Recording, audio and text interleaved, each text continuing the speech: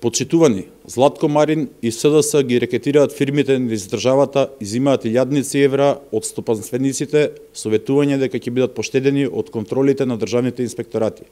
Скандал од најголеми размери е документот објавен во медиумите.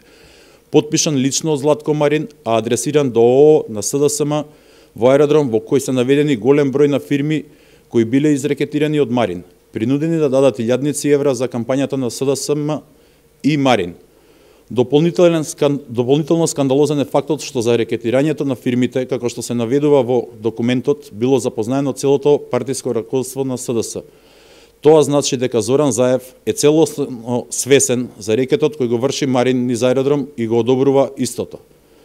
Раскалашеноста на СДС и Марин одела дотаму што земале рекети во кеш и во материјали, но и како отворена сметка во неколку кафејани, како што стои во документот објавен во медиумите. И сето тоа советување дека по изборите истите ќе бидат поштедени од државните инспекторати, како што пишуваат медиумите. Фрапантни се информациите објавени во медиумите, според кои рекетот врз фирмите е типичен пример за функционирањето на СДС во сите општини во Република Македонија. Фирмите кои се наведени во документот, подпишан од Марин, не се наведени во листата на донатори на партијата, што значи дека истите се дел од црниот фонд на СДС и не се пријавени во извештајот на партијата до Државниот завод за ревизија. Граѓаните се прашуваат колку фирми се изрекетирани од страна на функционерите на СДС, колку илјадници евра непријавени пари се слејани во кампањата на СДС.